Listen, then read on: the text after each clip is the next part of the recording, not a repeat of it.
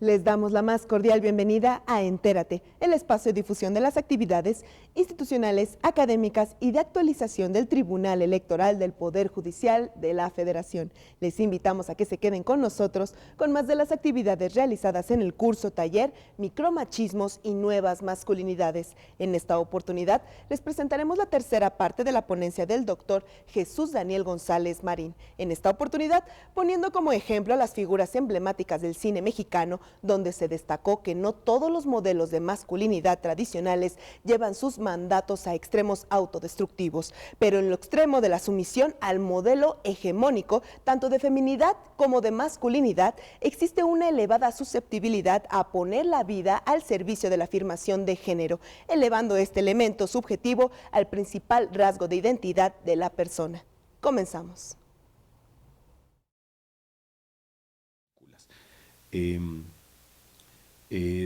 Además, en el caso de Jorge Negrete, él protagonizó fundamentalmente dos tipos de películas. La comedia ranchera, donde el charro era el protagonista por excelencia, y las películas de época, como Historia de un gran amor, de Julio Bracho, donde no era el charro, pero insisto, era Jorge Negrete, ¿no? Y era el hombre que cantaba y era el hombre que de alguna manera era desposeído, ¿no? Es decir, a diferencia, por ejemplo, de Pedro Infante, que era un hombre bonachón, sensible, digamos, encantador, cautivador, en Jorge Negrete siempre persistió, digamos, un valor del macho, la arrogancia, de manera mucho más elocuente que, por ejemplo, es un asunto que no vemos de manera tan clara con Pedro Infante, que es mucho más ambiguo en este sentido. O el caso de la valentía, o como dice Enrique Serna, de la propensión a la irritabilidad,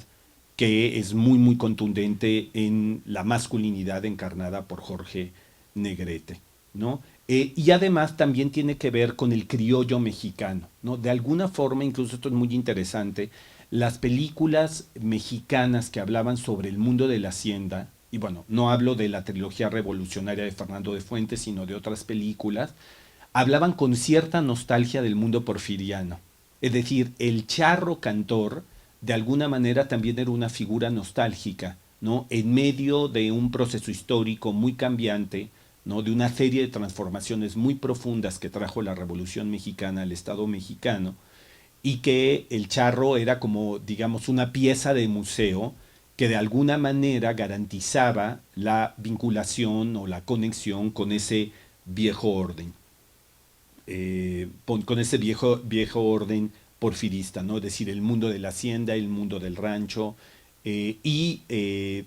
bueno, esta es una de las películas más famosas de Jorge Negrete y de María Félix, que bueno, fue la película que confirmó el estatuto de estrella de María Félix. Pero bueno, yo les quiero mostrar un fragmento de esta película, El ahijado de la muerte, de Norman Foster, un director norteamericano que hizo algunas películas en México, y lo escogí porque me parece que además de que es El ahijado de la muerte, es un hombre que tiene la cualidad, ¿no?, de estar protegido por la muerte, gracias a un pacto que establece la muerte con el padre del personaje que interpreta Jorge Negrete. Entonces es un hombre que tiene cualidades fantásticas, no es una película de ciencia ficción, pero es un hombre al que le disparan y las balas no parecen hacerle nada, y que tiene que enfrentar al hacendado, que fue su amigo en la infancia, pero que tras la muerte del padre él regresa de Europa y tiene que tomar posesión de las propiedades, y entonces empiezan los conflictos con el que era su amigo de la infancia, porque pretende a la hija, ¿no? Entonces hay otra vuelta el tema de la clase, de las diferencias de clase, solo que, digamos, el hacendado no tiene el poder del canto que sí tiene Jorge Negrete. Nos veremos esta noche. ¡Que viva el patrón!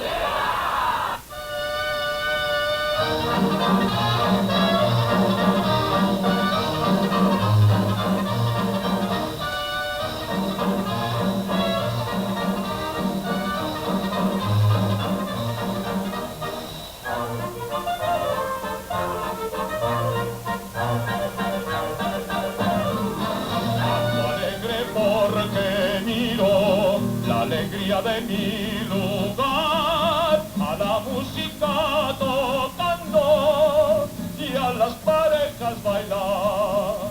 Que el sol regala su oro y mi cielo su cristal. Hoy mi canto más honoro a mi tierra trinidad.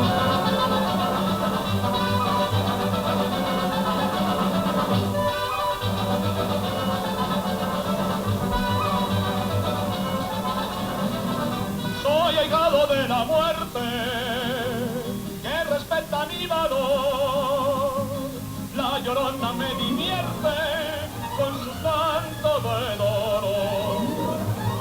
Soy alegre por herencia, pues nací en un carnaval y yo tengo mi creencia de ser hombre muy cabal. Por eso será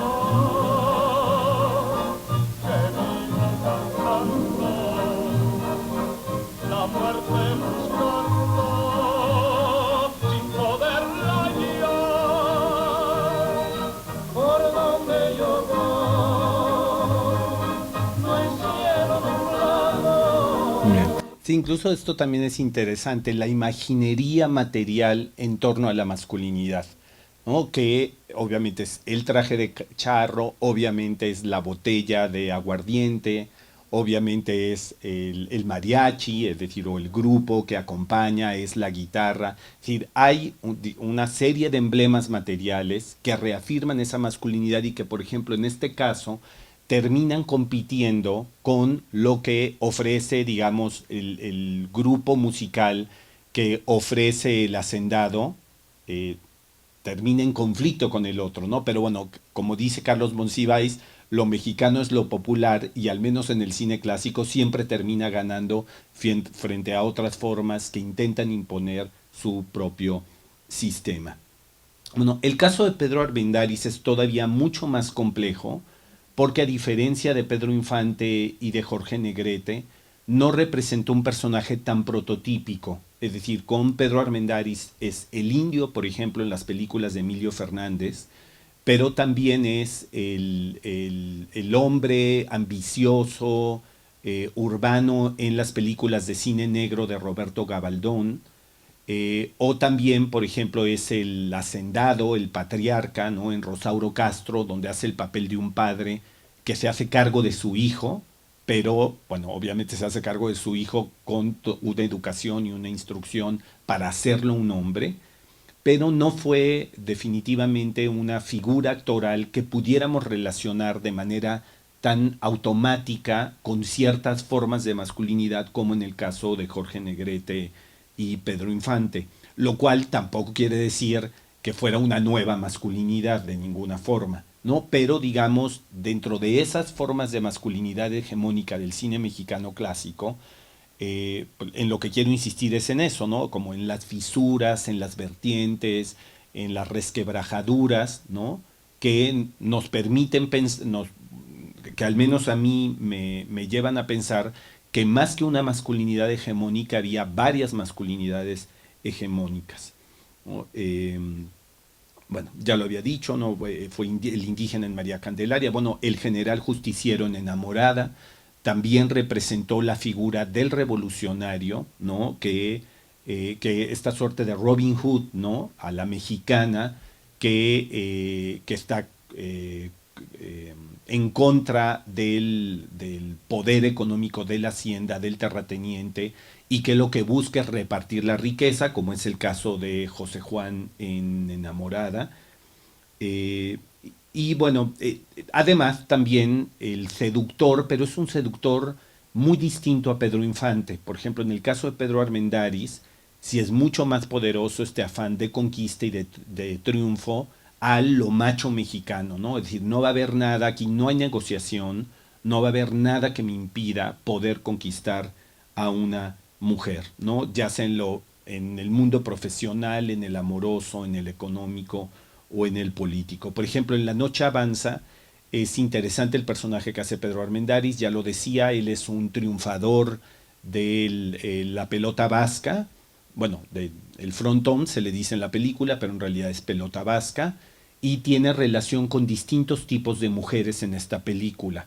Y con cada una de ellas reafirma su capacidad hegemónica, pero hay variantes pequeñas con cada una de ellas que van mostrando un personaje muy complejo, arrogante, conquistador, corrupto, pero que lo mueve, digamos, lo mueve por encima de cualquier otra cosa su sed de triunfo y de éxito. Sin embargo, no se relaciona de la misma manera con una mujer sumisa que lo venera hasta cierto punto, con una mujer independiente de clase alta que también evidentemente conquista, con la que también tiene vinculaciones dominantes, pero es un tipo de dominio distinto. Bueno, voy a poner un fragmento que retoma algunos pasajes de la película Enamorada de Emilio Fernández, donde él, una vez más, un tema muy socorrido en el cine mexicano clásico, conoce una mujer que pertenece a una clase social distinta a él, es decir, bueno, además en este caso, ella es hija de un hacendado, él llega a este lugar, a Cholula, con las fuerzas revolucionarias, lo primero que hace es confiscar las propiedades de todos, pero en el caso del padre de esta mujer empieza a tener concesiones, y esas concesiones, desde el punto de vista de la película, terminan siendo una perdición desde el punto de vista político para él, ¿no? Pero que al final terminan reivindicándose con la decisión que toma ella, que es un final espectacular en la historia del cine mexicano. Ay. Por ver otra vez este chamorro, me aguantaría hasta una cachetada.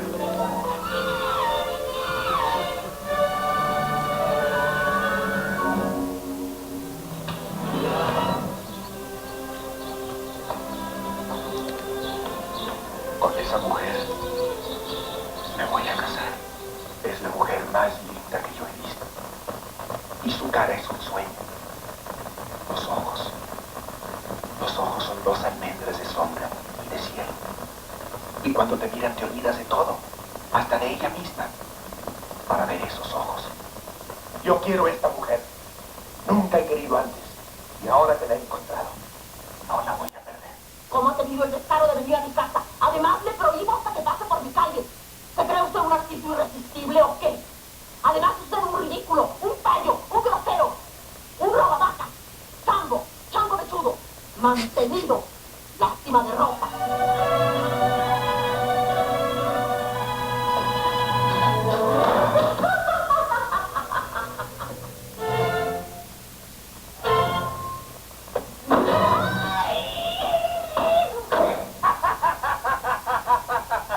¿Y ahora qué tal le supo?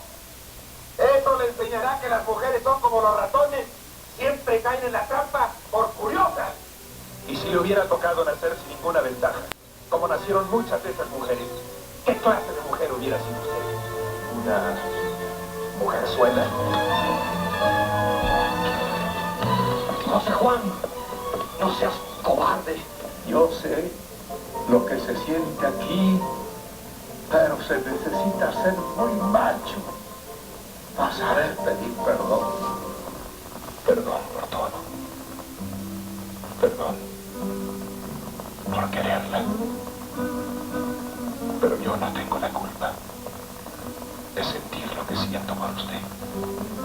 ¿Estás segura de que quieres casarte conmigo? ¿Estás segura de que no quieres a otro hombre, que solo me quieres a mí. Firma.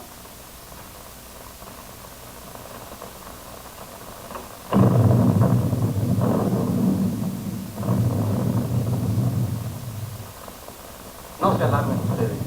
Son las fuerzas federales que vienen a atacar.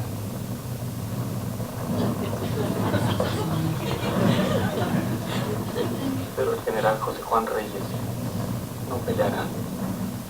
Está derrotado. Y ha juzgado a más honra retirarse.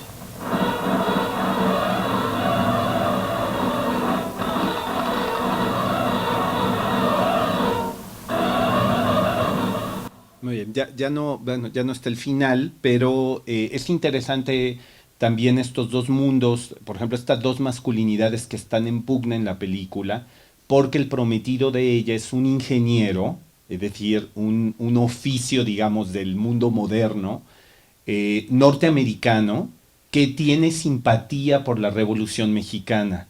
Es decir, no es un, digamos, un hombre con poder que no cree como en un progreso que esté más extendido.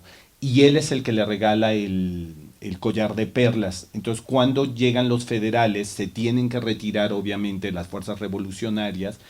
Y es muy interesante el final, que es altamente simbólico. Lo haya dispuesto así Emilio Fernández o no, no importa. Es decir, se rompe el collar de perlas y ella sale corriendo. Ya no vimos esa escena. Está una mujer de servicio en la entrada, indígena, le arranca el rebozo, ¿no? Y ella se pone el rebozo, lo cual representa su transición al mundo, digamos, de las Adelitas, porque al final en la película vemos a María Félix con el rebozo yendo detrás del general, él en el caballo, ella caminando, ¿no? Lo cual, digamos, toda esa lucha que se estableció durante el filme termina resuelta de esa manera. Es decir, pero ella sí renuncia a algo. Eso es interesante, ¿no? Y él, bueno, termina conquistando sintiéndose perdido. Bueno, es una de las grandes películas del cine mexicano. Digo, aquí el objetivo no es hablar de Enamorada, sino un poco de la figura que encarnó Pedro Armendáriz. Ahora, finalmente, el caso de tanto de Arturo de Córdoba como de Ernesto Alonso es un caso muy, muy distinto. Bueno, Arturo de Córdoba tuvo una carrera cinematográfica muy, muy amplia y además fue una estrella auténtica, no solamente en México, sino en toda Latinoamérica, incluso en España. Hizo películas en Hollywood y él encarnó al burgués boyante, pero amenazado. Ahorita vamos a ver por qué. Y esa visibilidad adquirió ciertas peculiaridades durante el régimen de Miguel Alemán entre 1946 y 1952. Como ustedes saben, Miguel Alemán emprendió toda una serie de reformas y de transformaciones del paisaje mexicano, y en el cine, digamos, es la figura de este burgués que de alguna manera se podía haber beneficiado por esas transformaciones, pero que también se podía ver amenazado porque finalmente había, digamos, la garantía de una educación a mucho más gente o la construcción de carreteras que podían establecer mayores interconexiones entre los lugares, ¿no? Y bueno, esta clase media de mentalidad burguesa que estaba mucho más comprometida con los modelos sociales y políticos de la posguerra, provenientes de otros lugares, ¿no? De Estados Unidos, de Europa, pues la encarnó Arturo de Córdoba como tal vez ningún otro actor mexicano, ¿no? Además, su voz y su cuerpo denotaban ese cosmopolitismo, esa riqueza, ¿no? Es decir, un hombre que viajaba, que vive en casas que son diseñadas por arquitectos formados bajo los modelos estéticos de la arquitectura europea funcionalista. Y bueno, según Marina Díaz, en un texto muy interesante, reciente además, que analiza el trabajo del actor en una serie de películas que hizo en España, ella le interesa ver cómo transita Arturo de Córdoba del hombre atormentado y neurótico, por ejemplo en la película que hizo con Luis Buñuel, él, al del soltero empedernido y mujeriego.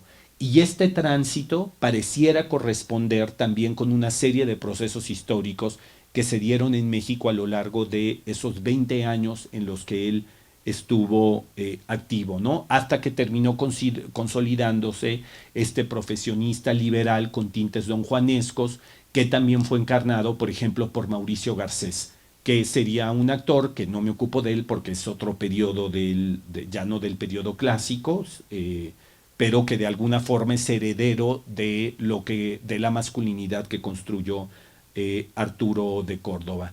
Que además, digamos, el alemanismo prometía una cantidad de sueños y de posibles futuros utópicos promisorios, pero insisto, también hay una amenaza, ¿no?, de la clase media, dado, digamos, que hay un nuevo orden social, pero hay políticas de la Revolución Mexicana que están en tensión permanente con ese nuevo orden social.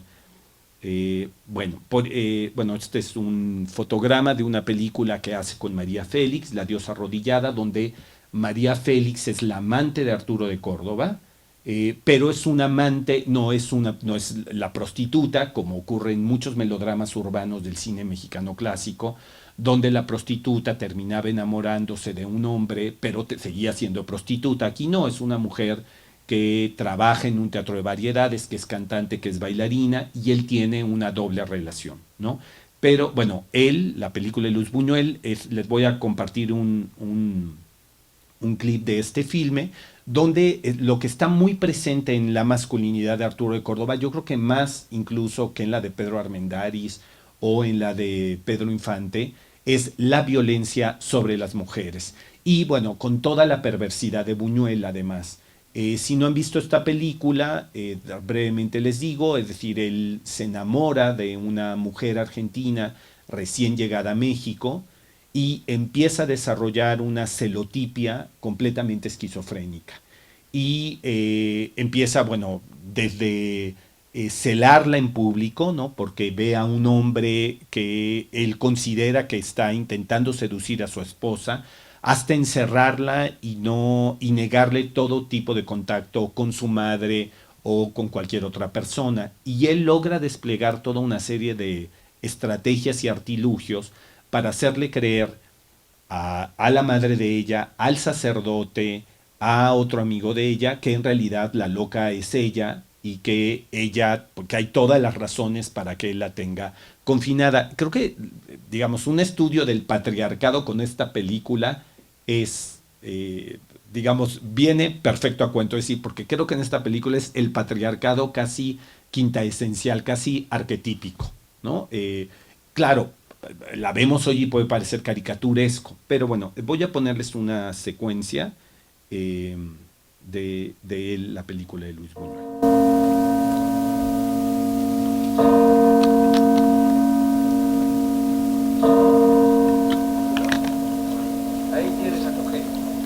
Desde aquí se ve claramente lo que son.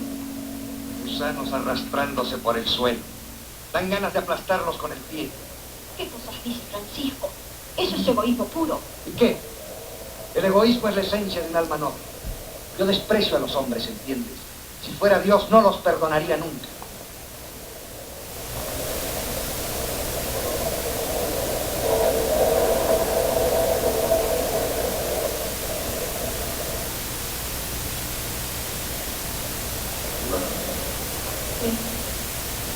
¿Te das cuenta de que estamos solos? De que nadie podría ahora impedirme que te castigase. ¿Qué dirías si te agarrara por el cuello y te arrojase al vacío? ¡No grites! ¡No grites! ¡Y empujarte hasta el fondo! ¡Y arrojarte a la calle para ver cómo te estrellabas contra el suelo! ¡No grites!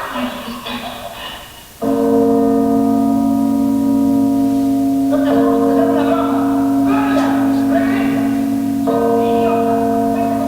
¡No me haces falta!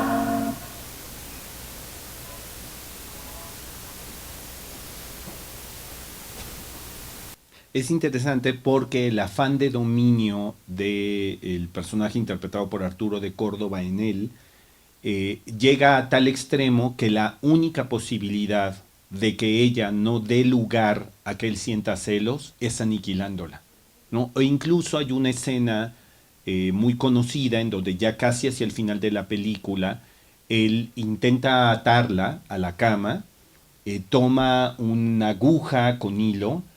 Nunca es claro en la película, pero después Buñuel lo confesará, que lo tomó de alguna de las novelas del Marqués de Sade, a quien él admiraba tan profundamente, que la última fantasía erótica de este hombre era reconstruirle el himen a su mujer para que volviera a ser virgen. Entonces, bueno, la película es apasionante por eso, porque insisto, si en otras películas podemos ver fisuras, podemos ver atenuantes, aquí no hay ninguna. Aquí sí es la figura del patriarcado por excelencia que busca dominar, poseer y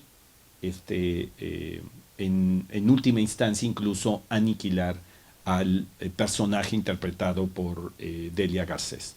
Bueno, finalmente, para que nos dé tiempo de ver clips de algunas películas contemporáneas, el caso de Ernesto Alonso es interesante porque, no obstante que interpretó también al burgués de manera a un burgués muy semejante al de Arturo de Córdoba, pero había algo en las formas de Ernesto Alonso que no correspondían en lo absoluto con Arturo de Córdoba. Es decir, Ernesto Alonso era un hombre afeminado, con voz suave, afectado, y bueno, además ahí está muy documentado que él era en su vida privada, era un hombre homosexual y que tuvo relaciones con varios hombres.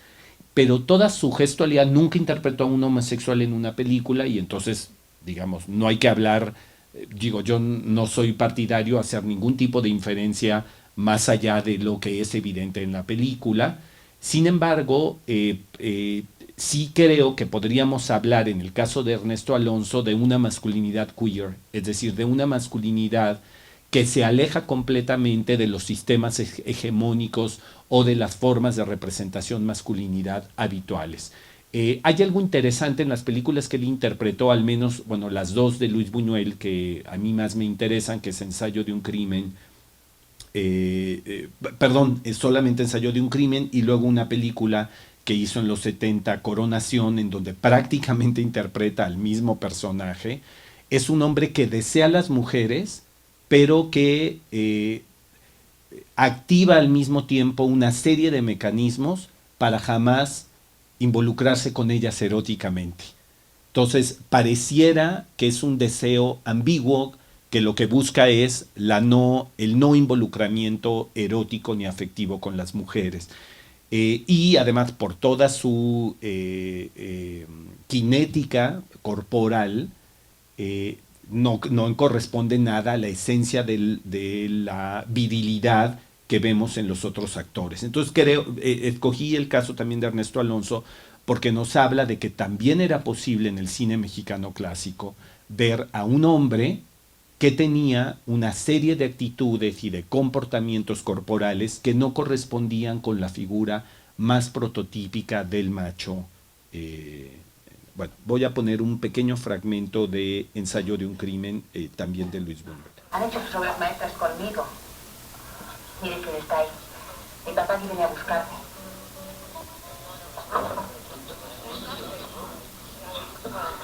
Con permiso. ¿Cuándo volvemos a ver? Eso sí va a ser difícil. No siendo gringo ni artista, no le veo la forma. ¿Dónde vive? Présteme un lápiz y suélteme. Insurgentes 408. La moda elegante. Ahí estoy día y noche, aunque me tienen bastante arrinconadita.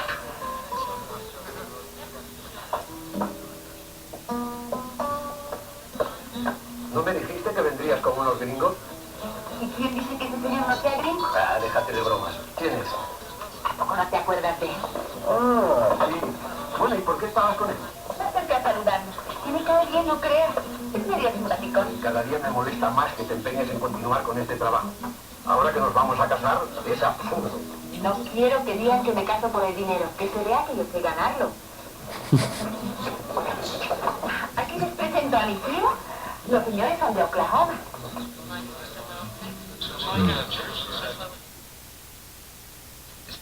Muy bien, sí, digo, tengo que interrumpir porque ya el tiempo nos apremia. Entonces, bueno, así, digamos, como para hacer una conclusión previa a mostrarles nada más los otros clips y hacer algunos comentarios.